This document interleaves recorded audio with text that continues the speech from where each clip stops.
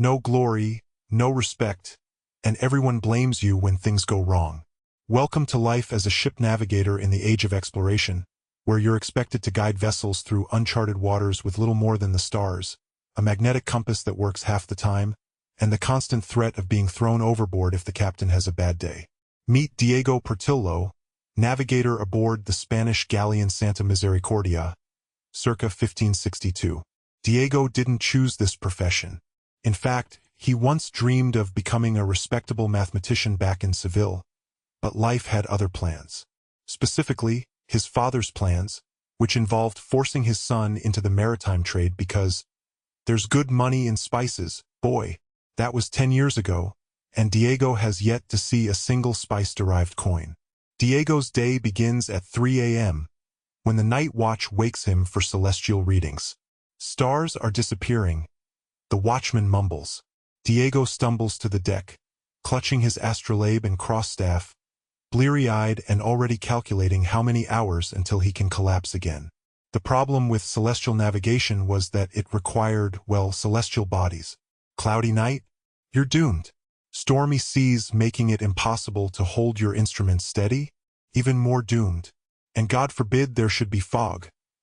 Then you're just a blind man with fancy brass tools pretending to know where Spain is. How much longer until we reach the Americas? Captain Alejandro barks as Diego squints through his quadrant. Approximately 3 weeks, sir. Diego replies, having absolutely no idea if it's 3 weeks or 3 months. Navigation in the 16th century was essentially an educated guess combined with the fervent hope that land would appear before the crew ran out of hardtack and started eyeing each other hungrily.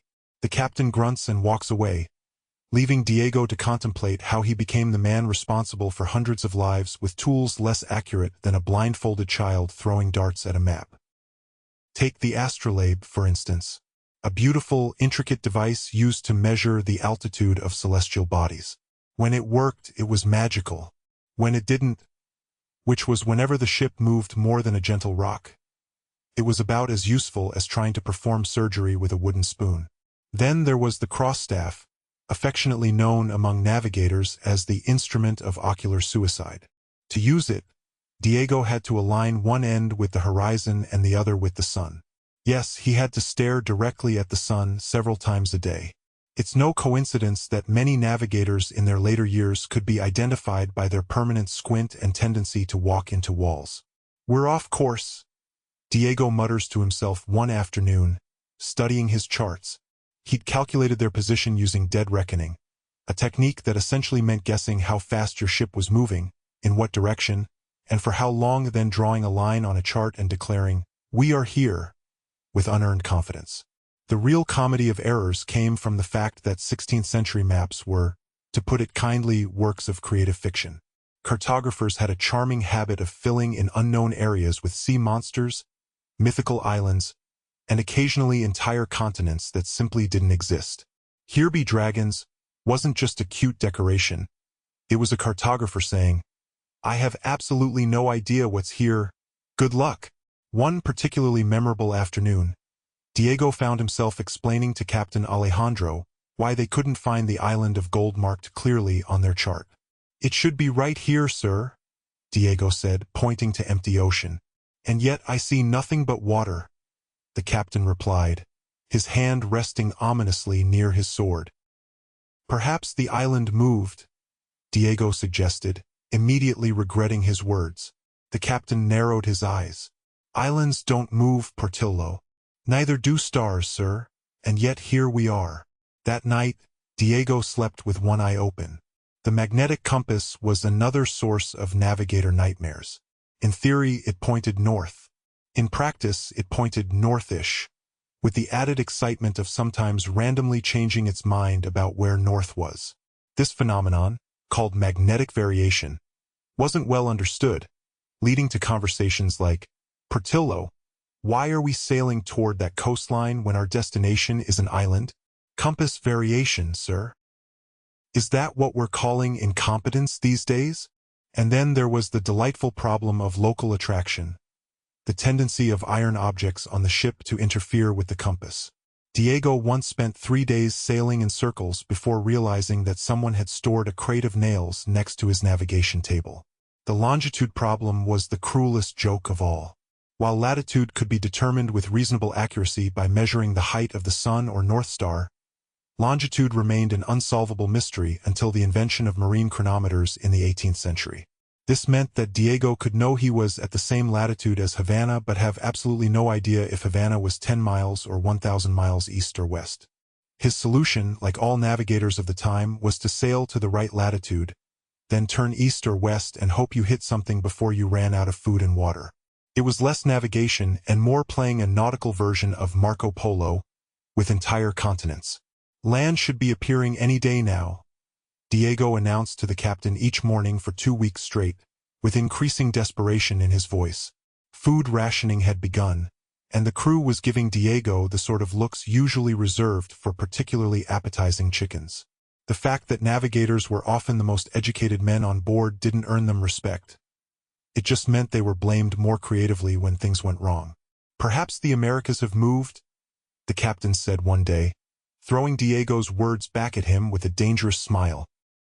Then there was the logbook, a navigator's daily chronicle of misery and guesswork disguised as science. Every day, Diego would carefully record their supposed position, the weather, speed, and course, creating an elaborate fiction that future navigators would use to make the same mistakes with greater confidence. "What are you writing now?" asked Christina Winslow, the captain's English niece who had inexplicably been allowed on this voyage, and who seemed determined to learn navigation despite Diego's warnings that it was a profession for masochists. "I'm recording our position as 3 degrees west of our actual position," Diego replied, not looking up. "Why would you do that?" "Because when this ship inevitably sinks and some poor soul finds this logbook, I want him to drown in a different spot than we did. It's called professional courtesy." Christina laughed, which was unsettling because no one laughed on ships during the age of exploration unless they'd found extra rum or were about to commit mutiny. Perhaps the most underappreciated aspect of a navigator's life was the constant threat of execution. Make a mistake that leads to a shipwreck. Execution. Accidentally sail into enemy waters? Execution. Look too confident when the captain is feeling insecure? Believe it or not, also potential grounds for execution. Portuguese navigators had it particularly bad. The crown was so paranoid about their navigational secrets falling into Spanish hands that they were forbidden from sharing their knowledge with anyone, including other Portuguese sailors, on pain of death. Imagine having a job where both doing it and talking about how you do it could get you killed. "You're Portuguese, aren't you, Portillo?" the captain asked one stormy night. Diego nearly dropped his dividers. "Spanish, sir. Born and raised in Seville." "Funny. I heard you speaking Portuguese in your sleep." "That was Latin, sir. I was reciting prayers." Prayers that sounded remarkably like navigational calculations. Diego made a mental note to sleep with his mouth shut from then on. The true irony of being a navigator was that the better you were at your job, the more dangerous it became. Find a new trade route? Now you're too valuable to let go and too dangerous to let live normally. Discover a new island? Congratulations, you're now sailing back and forth to that same island until you die of scurvy or boredom, whichever comes first. Speaking of scurvy, navigators weren't exempt from the ravages of this vitamin deficiency that plagued sailors. Imagine trying to take precise measurements and perform complex calculations while your teeth are falling out and your gums are bleeding. Nothing says accurate navigation like passing out on your charts and leaving bloodstains on the prime meridian. "Your calculations seem off today, Portillo," the captain observed as Diego struggled to hold his dividers with swollen joints. "Apologies, sir. My fingers appear to be betraying me, much like our provisions have betrayed our nutritional needs." The captain stared blankly. "Are you asking for an orange?" "I would settle for a lime, sir. We have rum." "That will do, sir." After months at sea, when the Santa Misericordia finally approached what Diego fervently hoped was their destination, he allowed himself a moment of pride. They had crossed an ocean using what amounted to a child's toy kit and astronomical observations that would make modern scientists weep with laughter. They had survived storms, near starvation, and the captain's mood swings. They had, "This isn't Havana," the captain said flatly, staring at the unfamiliar coastline. Diego consulted his charts, then the sky, then his soul. "No, sir. I believe this is Florida. We're only off by about 500 miles, Christina remarked, not helpfully. The captain's hand moved to his sword. "Portillo, give me one reason why I shouldn't have you flogged." Diego straightened his back, summoning all his dignity. "Because, sir, Florida exists.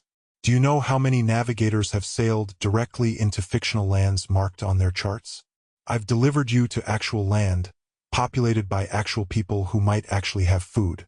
I'd call that a success by the standards of our profession." After a long pause, the captain nodded grudgingly. "Fair point. Set course for Havana." And so Diego Portillo returned to his charts and instruments, calculating their new course with the special blend of mathematical precision and wild guesswork that defined navigation in the age of exploration. In the end, being a ship navigator during this era was like being asked to drive blindfolded through an unmarked desert while passengers continually asked, "Are we there yet?" and threatened to throw you to the wolves if you didn't give the right answer. The miraculous thing isn't that so many ships got lost. It's that any of them found their way at all. As Diego would later write in his private journal, "Navigation is the art of getting lost with increasing accuracy until, by some miracle or divine intervention, you end up where you intended to go and pretend that was the plan all along. Future generations will either pity our methods or laugh at them. I suspect both reactions would be appropriate." 5 weeks later, when they finally reached Havana, Diego stepped ashore and immediately applied for a position as a mathematics teacher, only to be told they preferred navigators with experience. Because if there's one final insult in a navigator's life, it's discovering that the only thing your unique skill set qualifies you for is more of the same torture you're trying to escape.